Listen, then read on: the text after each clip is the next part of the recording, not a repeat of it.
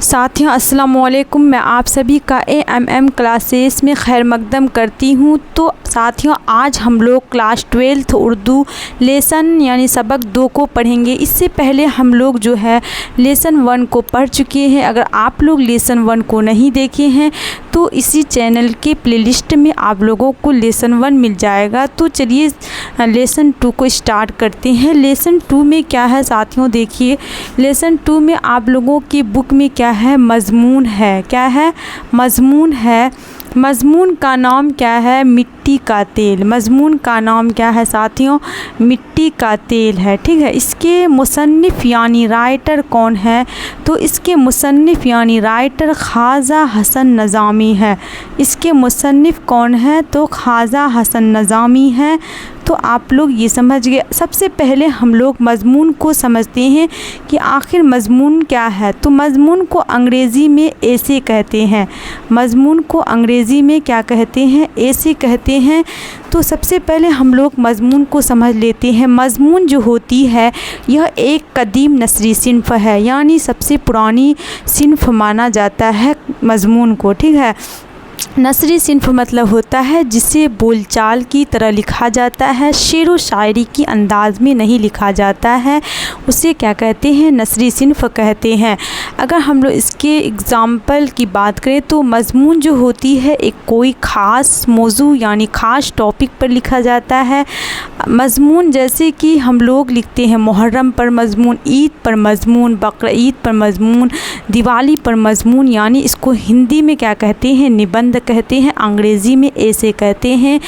तो हम लोग और इसकी हम लोग अगर मिसाल अगर देखें तो क्या हो जाएगा, ये सभी हो जाएगा। ईद पर मज़मून, बकरा ईद पर मज़मून, ये सभी। अगर हम लोग इसका असूल समझें तो असूल क्या होते हैं? आम तौर पर किसी ख़ास मौजू पर जो तहरीर कलमबंद की जाए उसे अदबी इस्तिलाह में मज़मून कहते हैं। समझ गए आप लोग मज़मून किसे कहते हैं? यहाँ पर देखिए लिख देती हूँ कि मज़मून किसे कहते हैं। ठीक है।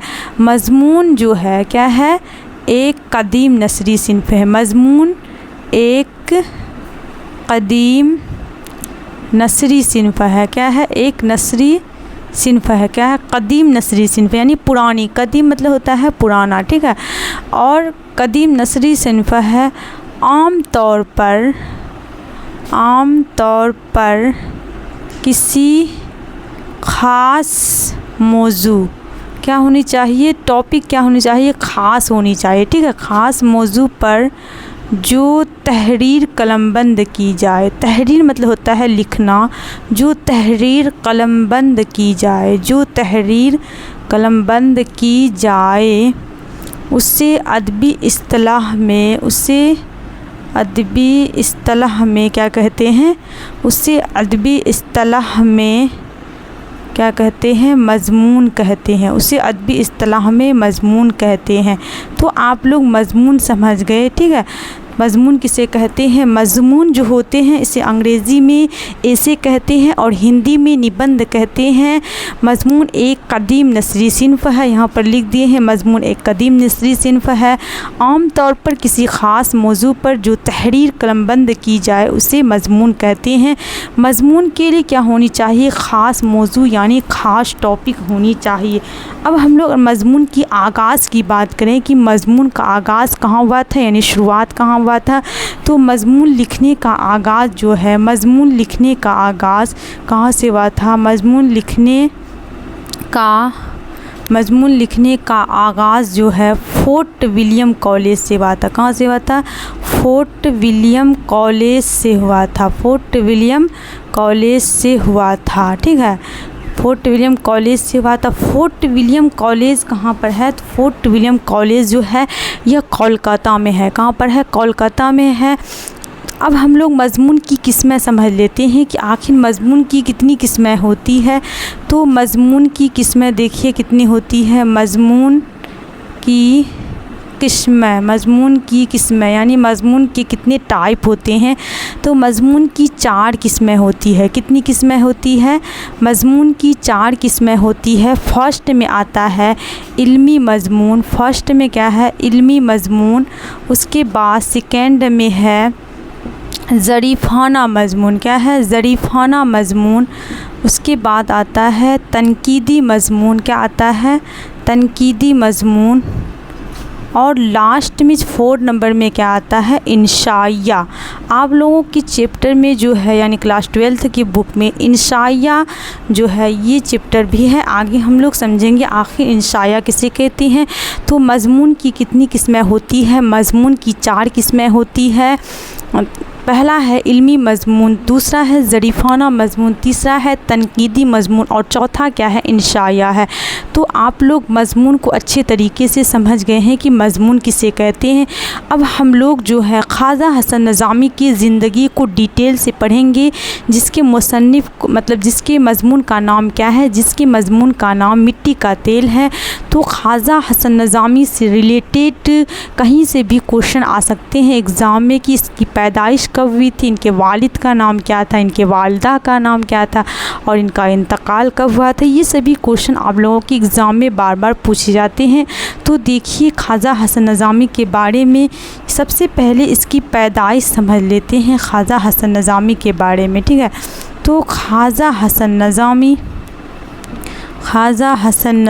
किसके बारे में? ख्वाजा हसन नज़ामी के मज़मून का नाम क्या है? मिट्टी का तेल है। तो सबसे पहले हम लोग ख्वाजा हसन नज़ामी को देखते हैं। ख्वाजा हसन नज़ामी की पैदाइश, ख्वाजा हसन नज़ामी की पैदाइश जो है दिसंबर 1878 ईस्वी को, दिसंबर 1878 ईस्वी को अंदरोन कोट बस्ती हज़रत निज़ामुद्दीन औलिया में पैदा हुए थे। बस्ती हज़रत निज़ामुद्दीन कहाँ पर? अंदरोन कोट बस्ती हज़रत निज़ामुद्दीन औलिया में पैदा हुए थे। हज़रत निज़ामुद्दीन औलिया में पैदा हुए थे, ठीक है, जो दिल्ली में है। कहाँ पर है? दिल्ली में है। तो आप लोगों की एग्ज़ाम में क्वेश्चन रहेगा कि ख्वाजा हसन नज़ामी जो है इसकी पैदाइश कब हुई थी। तो आप लोग क्या टिक कीजिएगा? तो जहाँ भी आप लोगों को दिसंबर 1878 दिखेगा तो आप लोग टिक कर दीजिएगा। उसके बाद फिर एग्ज़ाम में क्वेश्चन बनेगा कि ख्वाजा हसन नज़ामी की पैदाइश कहाँ हुई थी, किस जगह हुई थी। तो बस्ती हज़रत निज़ामुद्दीन कहाँ पर हुई थी? अंदरोन कोट बस्ती हज़रत निज़ामुद्दीन औलिया जो कि दिल्ली में है, इस जगह ख्वाजा हसन नज़ामी पैदा हुए थे। तो आप लोग ये समझ गए कि ख्वाजा हसन नज़ामी कब और कहाँ पैदा हुए थे। अब इनके वालिदैन यानी वालिद और वालिदा का नाम जानते हैं।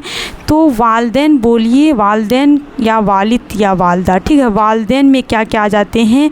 वालिद और वालिदा दोनों आ जाते हैं वालिदैन में, ठीक है। वालिद और वालिदा दोनों आ जाते हैं वालिदैन में। तो हम लोग वालिद का नाम जानते हैं। सबसे पहले इनके वालिद का नाम जो है क्या था? इनके वालिद का नाम सैयद आशिक अली नज़ामी, क्या था? ख्वाजा हसन नज़ामी के वालिद का नाम सैयद आशिक अली नज़ामी, सैयद आशिक अली नज़ामी इनके वालिद का नाम था। और इनके वालिदा का नाम यानी माँ का नाम क्या था? सैयदा चहती बेगम, सैयदा चहती बेगम। इनके सैयदा चहती बेगम क्या थे? इनके वालिदा का नाम था। यानी माँ का नाम और बाप का नाम क्या क्या था। तो एग्ज़ाम में आप लोगों के क्वेश्चन बनेंगे कि ख्वाजा हसन नज़ामी के वालिद का नाम क्या था।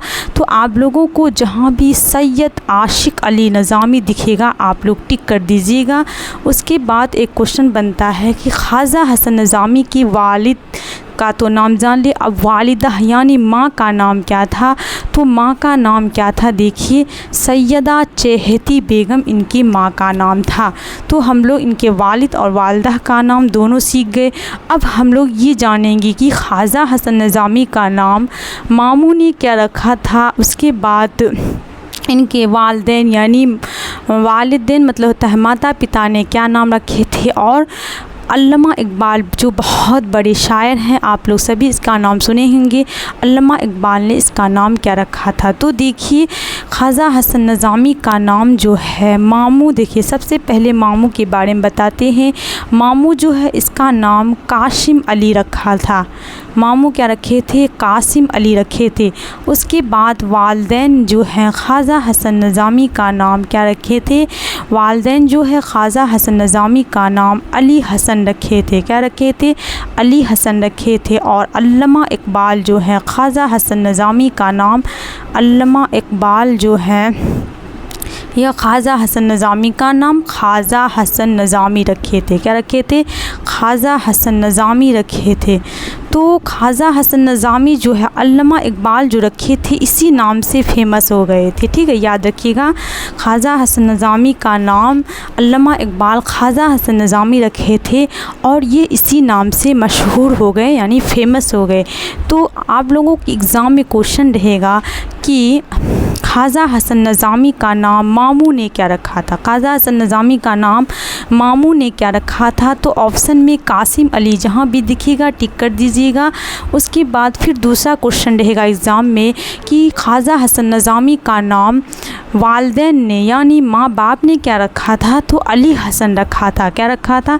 अली हसन, जहाँ भी दिखेगा टिक कर दीजिए। उसके बाद क्वेश्चन रहेगा ख्वाजा हसन नज़ामी का नाम अल्लामा इकबाल ने क्या रखा था? ख्वाजा हसन नज़ामी, यानी ख्वाजा हसन नज़ामी का नाम आज हम लोग जो ख्वाजा हसन नज़ामी पढ़ रहे हैं इसका नाम अल्लामा इकबाल ने रखा था। ठीक है, आप लोग यहाँ तक समझ गए। अब हम लोग ये सीखेंगे कि ख्वाजा हसन नज़ामी के बारे में बताया जाता है कि इसकी जो है इब्तदाई ज़िंदगी यानी शुरुआती ज़िंदगी बड़े ही परेशानियों से बसर हुए थे। क्या हुए थे? शुरुआती ज़िंदगी में इसको बड़ी ही परेशानियां झेलना पड़ा। उसके बाद इसके हल्का का नाम देखें तो इनके हल्का का नाम देखिए, इनके हल्का का नाम जो है नज़ामुल मशाइख है। ख्वाजा हसन नज़ामी के हल्का का नाम नज़ामुल मशाइख है और इसके रिसाला का नाम क्या है? इनके रिसाला का नाम भी नज़ामुल मशाइख है। क्या है? नज़ामुल मशाइख है। ये दोनों क्या है? इनके मतलब हल्का का नाम क्या है? नज़ामुल मशाइख और रिसाला का नाम क्या है? नज़ामुल मशाइख। यानी ख्वाजा हसन नज़ामी जो है हल्का नज़ामुल मशाइख और रिसाला नज़ामुल मशाइख की बुनियाद डाली है। तो फिर आप लोगों को ये भी जानना ज़रूरी है कि इनकी शादी कितने साल की उम्र में और किससे हुई थी। अब देखिए कि ख्वाजा हसन नज़ामी की शादी के बारे में अगर हम लोग बात करें तो इसकी शादी जो है ख्वाजा हसन नज़ामी की शादी 18 बरस की उम्र में, कितने बरस की उम्र में? 18 बरस की उम्र में सैयदा हबीब बानो से हुई थी। किससे हुई थी? सैयदा हबीब बानो से इनकी शादी हुई थी 18 बरस की उम्र में। अब देखिए सैयदा हबीब बानो जो है इनकी पहली बीवी है। सैयदा हबीब बानो इनकी पहली बीवी है। सैयदा हबीब बानो का इंतकाल हो जाता है। तो इंतकाल होने के बाद ख्वाजा हसन नज़ामी का दूसरा निकाह क्या हुआ था? ख्वाजा हसन नज़ामी का दूसरा निकाह जो है कब हुआ था? तो दूसरा निकाह जो है किससे हो गया? सैयदा महमूदा ख्वाजा बानो से। किससे हुआ था? सैयदा महमूदा ख्वाजा बानो से इसका दूसरा निकाह हुआ था। ठीक है, दूसरा निकाह किससे हुआ था? सैयदा महमूदा ख्वाजा बानो से। तो आप लोगों के एग्ज़ाम में क्वेश्चन रहेगा कि ख्वाजा हसन नज़ामी जो है इनकी शादी कितने बरस की उम्र में हुई थी? तो आप लोगों को 18 बरस टिक कर देना है। ठीक है, उसके बाद क्वेश्चन रहेगा ख्वाजा हसन नज़ामी की पहली बीवी का नाम क्या है? तो पहली बीवी का नाम क्या था? सैयदा हबीब बानो। पहली बीवी का नाम सैयदा हबीब बानो। सैयदा हबीब बानो के इंतकाल हो जाने के बाद दूसरा निकाह किससे हुआ था? तो सैयदा महमूदा ख्वाजा बानो से। तो आप लोगों के एग्ज़ाम में क्वेश्चन फिर रहेगा कि ख्वाजा हसन नज़ामी की दूसरी बीवी का नाम क्या है? तो सैयदा महमूदा ख्वाजा बानो। क्या है? सैयदा महमूदा ख्वाजा बानो। तो आप लोग यहाँ तक समझ गए। अब हम लोग ये समझेंगे कि ख्वाजा हसन नज़ामी ने कितनी किताबें लिखे थे। तो ख्वाजा हसन नज़ामी जो है ख्वाजा हसन नज़ामी 200 से ज़्यादा, कितने, 200 से ज़्यादा किताबें लिखे थे, 200 से ज़्यादा क्या किए थे, किताबें लिखी थी। और हर जगह जो है सादा ज़बान इस्तेमाल किए थे। क्या किए थे, सादा ज़बान इस्तेमाल किए थे, सादा ज़बान हर जगह इस्तेमाल किए थे। यानी आप लोगों के एग्ज़ाम में क्वेश्चन रहेगा कि ख्वाजा हसन नज़ामी जो है कितने किताबें लिखे थे, तो 200 से ज़्यादा। और हर एक किताबों में इन्होंने क्या किए थे, सादा ज़बान इस्तेमाल किए थे, यानी सरल भाषा का इस्तेमाल किए थे। तो आप लोग यहाँ तक समझ गए। अब हम लोग ये जानेंगे कि यह क्या थे, इसके बारे में कहा जाता है कि ये सहाफ़त थे। क्या थे, सहाफ़त भी थे, यानी सहाफ़त में भी काम किए थे, यानी पत्रकार भी थे। ख्वाजा हसन नज़ामी क्या थे, सहाफ़त भी थे, यानी पत्रकार भी थे। उसके बाद ख्वाजा हसन नज़ामी जो है, इसके एजाद का नाम हम लोग को जानना ज़रूरी है, ये भी एग्ज़ाम में आते हैं। इनके एजाद का नाम क्या है, देखिए इनके एजाद का नाम जो है, इनके एजाद का नाम रोज़नामचे और कलमी चेहरे इनके एजाद का नाम है। क्या है, रोज़नामचे और कलमी चेहरे इनके एजाद का नाम है। और इनके तसनीफ़ का नाम हम लोगों को जानना ज़रूरी है। इनके तसनीफ़ का नाम क्या है, सी पाराए दिल। इनके तसनीफ़ का नाम सी पाराए दिल है। तो एग्ज़ाम में रहेगा क्वेश्चन की ख्वाजा हसन नज़ामी के तसनीफ़ का नाम क्या है, तो ख्वाजा हसन नज़ामी के तसनीफ़ का नाम सी पाराए दिल है। या एक क्वेश्चन रह सकता है कि रोज़नामचे और कलमी चेहरे किनके एजाद हैं, तो रोज़नामचे और कलमी चेहरे जो है, रोज़नामचे और कलमी चेहरे ख्वाजा हसन नज़ामी के क्या है, एजाद हैं। तो आप लोग यहाँ तक समझ गए। अब हम लोग को ये जानना ज़रूरी है कि ख्वाजा हसन नज़ामी जो है किस पर जो है, किसकी स्वानिह पर जो है किताबें लिखे थे। तो ख्वाजा हसन नज़ामी जो है, देखिए ख्वाजा हसन नज़ामी हज़रत निज़ामुद्दीन औलिया, ख्वाजा हसन नज़ामी जो है हज़रत निज़ामुद्दीन औलिया के स्वानिह मतलब होता है बायोग्राफी के स्वानिह पर जो है इन्होंने एक किताब लिखे थे। क्या लिखे थे, नज़ामे बिन सिरी। क्या लिखे थे, नज़ामे बिन सिरी नाम का एक किताब लिखे थे।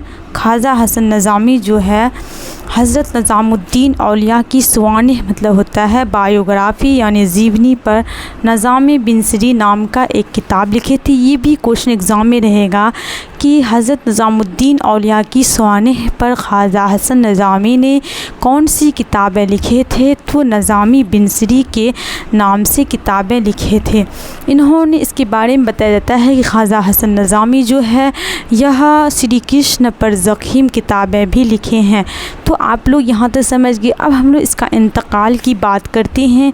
तो ख्वाजा हसन नज़ामी का जो है इंतकाल, ख्वाजा हसन नज़ामी का इंतकाल जो है कब हुआ था, देखिए इंतकाल 31 जुलाई कब हुआ था, 31 जुलाई 1955 ईस्वी को इनका इंतकाल हो गया था।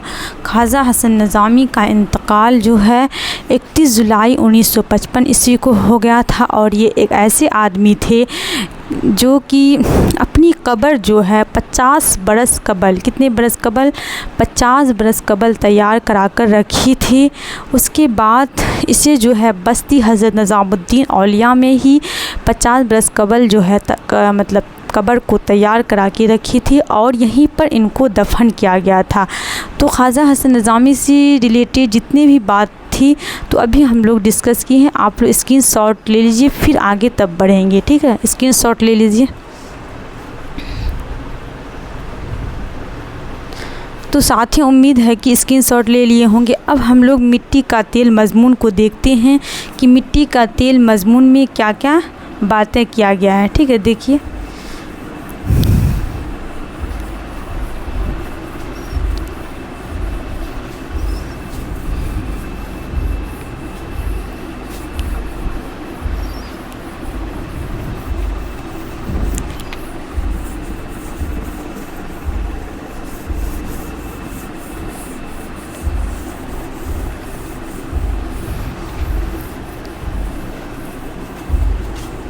अब हम लोग किसको देखेंगे, मज़मून मिट्टी के तेल को। ठीक है, मिट्टी के तेल में जो है ख्वाजा हसन नज़ामी क्या क्या बातें की हैं इसको देखेंगे डिटेल से। तो देखिए मज़मून मिट्टी के तेल में जो है, आप लोग सभी जानते होंगे कि मिट्टी का तेल किसे कहते हैं। ठीक है, मिट्टी के तेल को आम भाषा में हिंदी में आप लोग केरोसिन तेल भी ज़रूर सुने होंगे, तो उसी को कहा जाता है मिट्टी का तेल। तो अल्लाह ताला ने इस दुनिया में, कि अल्लाह ताला ने, आप लोग शुरू में पढ़े, मतलब जब आप लोग बुक खोलिएगा तो वहाँ पर रहेगा अल्लाह ताला ने इस दुनिया में 4 अंसुर पैदा किए हैं। देखिए अल्लाह ताला ने इस दुनिया में कितने अंसुर पैदा किए हैं, 4 अंसुर पैदा किए हैं। कौन कौन? फर्स्ट में आता है, 4 अंसुर पैदा किए हैं। फर्स्ट में आता है आग, सेकंड में हवा, आग हवा पानी, आग हवा पानी, और लास्ट में आता है खाक। ठीक है, देखिए आग हवा पानी और खाक, इसमें सबसे कमतर यानी सबसे बेकार जो है किसको समझा गया है, आग हवा पानी और खाक में सबसे बेकार खाक यानी मिट्टी को समझा गया। खाक को आप लोग मिट्टी भी बोल सकते हैं। और मिट्टी के बारे में बताते हैं कि ख्वाजा हसन नज़ामी यह तमाम मखलूक़ात के पाँव तले क्या होती है, रौंदी जाती है। और खाक यानी मिट्टी के बारे में बताते हैं ख्वाजा हसन नज़ामी, यह जो है आग की तमाज़त मतलब होता है गर्मी, यह आग की तमाज़त से जला करती है। मिट्टी जो है आग की तमाज़त से क्या होती है, जला करती है। उसके बाद यह हवा के झोंके से क्या होती है, हवा के झोंके से उड़ जाती है। मिट्टी क्या होती है, हवा के झोंके से उड़ जाती है। और पानी की रेत के साथ क्या होती है, पानी की रेत के साथ जो है यह बह जाती है। क्या होती है, यह बह जाती है। लेकिन फिर भी जो है यह उफ़ तक नहीं करती। लेकिन मिट्टी जो है फिर भी क्या होती है, उफ़ तक नहीं करती। मतलब इसको किसी तरह का मतलब क्या होता है, इफ़ेक्ट नहीं पड़ रहा है, फिर भी ये क्या होती है, उफ़ तक नहीं करती। फिर ख्वाजा हसन नज़ामी आगे लिखते हैं कि इसकी मिट्टी की बेचारगी और ज़िल्लत पर हमें तरस आता है। मिट्टी की बेचारगी और ज़िल्लत पर क्या आता है, हमें तरस आता है। लेकिन खुद अगर मिट्टी से सवाल किया जाए तो ये कहेंगे कि खुदा का लाख लाख शुक्र अदा करेगी मिट्टी कि मेरी शान जो है खुदा सबसे बड़ी और निराली बनाई है।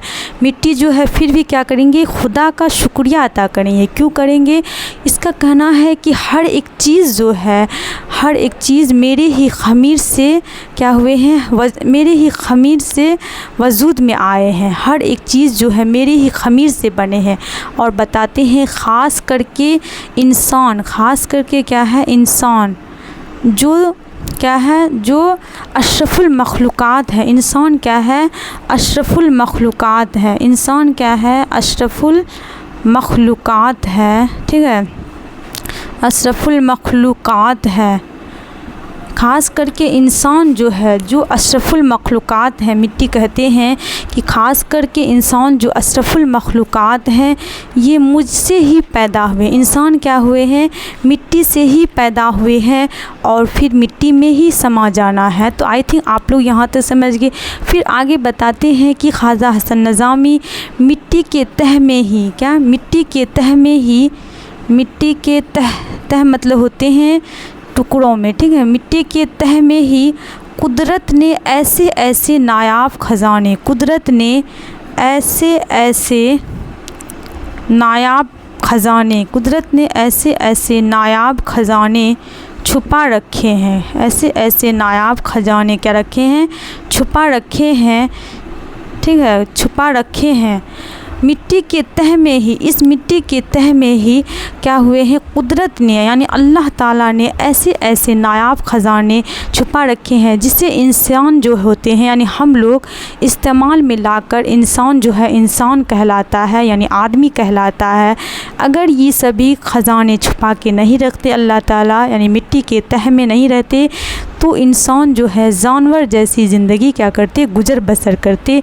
तो आप लोग यहाँ तक समझ गए मिट्टी की अहमियत के बारे में और मिट्टी की तह में क्या क्या छुपा के रखे हैं। तो मिट्टी की तह में क्या क्या छुपा के रखे हैं कुदरत ने, सोना आप लोग बोल सकते हैं, चांदी बोल सकते हैं, ठीक है, हीरा बोल सकते हैं, ये सभी खजाने छुपा के रखे हैं, और लोहा, ठीक है, वगैरह, ये सभी खजाने छुपा के रखे हैं जिसको हम लोग इस्तेमाल में लाकर क्या होते हैं, आदमी कहलाते हैं, वरना क्या होते हैं, हम लोग जानवर जैसी ज़िंदगी गुजर बसर करते हैं। उसके बाद बताया जाता है कि इसी मिट्टी के बाँस टुकड़ों की तह में, इसी मिट्टी के बाँस टुकड़ों की तह में क्या है, इसी मिट्टी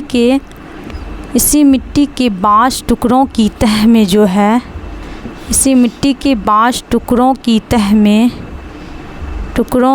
तह में जो है क्या है, एक किस्म का चिकना बदबूदार पानी है। एक किस्म का क्या है, एक किस्म का चिकना बदबूदार पानी है। चिकना बदबूदार क्या है, पानी है। एक किस्म का चिकना बदबूदार पानी है जिसे हम लोग क्या कहते हैं, मिट्टी का तेल कहते हैं। जो आप लोगों की बुक का क्या है, मेन टॉपिक क्या है, मिट्टी का तेल। तो इसी मिट्टी के तह में है, क्या है, इसी मिट्टी के बाँस टुकड़ों की तह में है जिसे हम लोग क्या बोलते हैं, मिट्टी का तेल।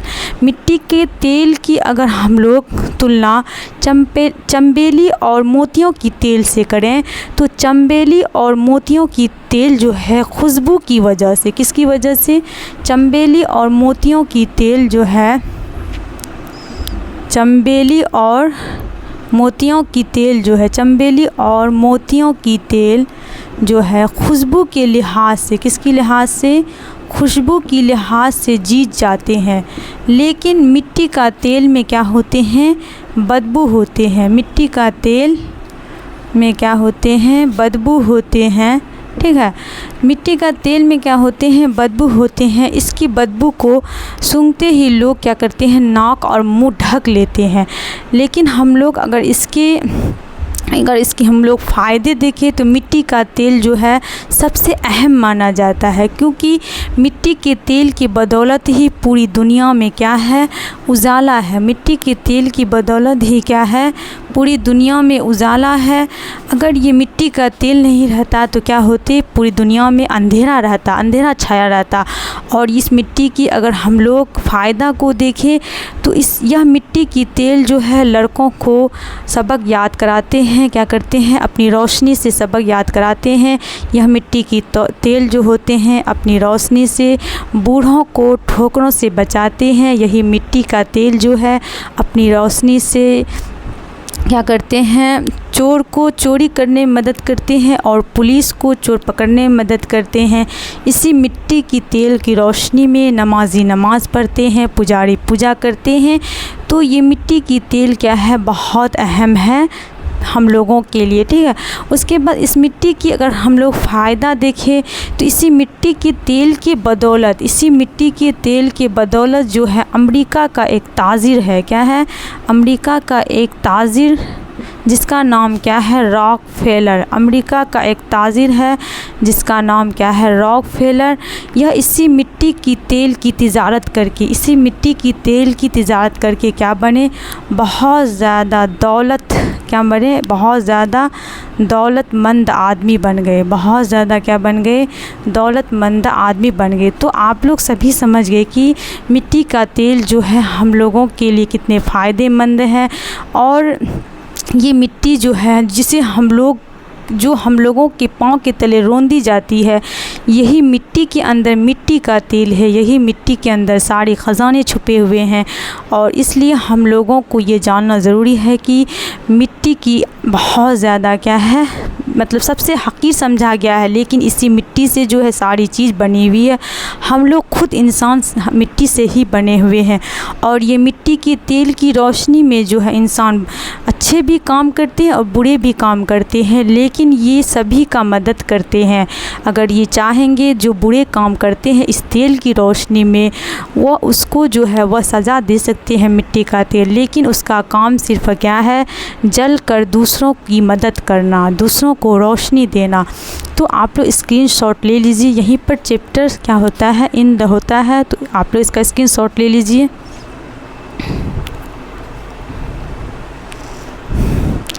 तो साथियों आप लोग इसे अच्छे से मतलब वीडियो को अच्छे से आप लोग 2-3 बार देख लीजिएगा, तो बहुत ज़्यादा क्या होगा, आप लोगों को एग्ज़ाम में बहुत ज़्यादा हेल्प करेगा। और वीडियो कैसा लगा आप लोग कमेंट में ज़रूर बताइएगा। और साथियों आप लोग वीडियो को लाइक ज़रूर कीजिएगा और सब्सक्राइब करना ना भूलिए, और दोस्तों को ज़्यादा से ज़्यादा शेयर कीजिएगा। शुक्रिया।